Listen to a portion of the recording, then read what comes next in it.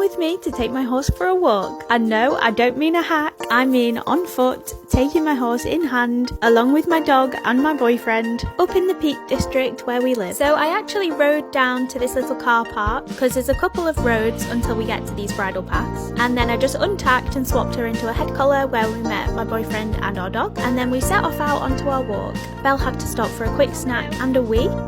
It's truly like just taking a big dog out for a walk, to be honest with Belle. Although she actually probably stays to heel a bit better than some dogs would. Not sure I would test her recall though, but she's definitely not pulley, not strong. Other than trying to get a few bits of grass every now and then, she's very well behaved and an absolute pleasure to walk with. And she even doubles up as a bit of an armrest if you get a bit tired. This was like one of the only hot sunny days we've had this year. So it was lovely when we got to this little stream to cross. Both the pets could have a little drink and a little splash through the water. Neither of my pets like water very much, but me and Duncan absolutely love it. We'll specifically pick out a walk that has a little stream in so we can have a paddle, but the girls are adopted, so Pippa really surprised us though. She actually got in there and was paddling around. I knew Belle would want to take a second before she went in, so I went across first on some stepping stones, and Duncan and Pippa had already crossed as well, just in case Belle decided to jump across it. She had a mandatory slosh about and a little bit of a drink, I think, and then very cautiously and carefully she did go through it in the end. She's such a good girl. She starts malfunctioning once she gets in the river, like she doesn't know how to use her feet anymore. Do we think there's a possibility of Belle being a robot? Anyway, I let her have a little snack after she'd gone through because she was a good girl, and you can really see how much effort she puts into crossing that river, bless her. She really doesn't like it. And then I had a little jog and she had a little jog with me. Very cute. It was extremely warm though, so I didn't want to run very much.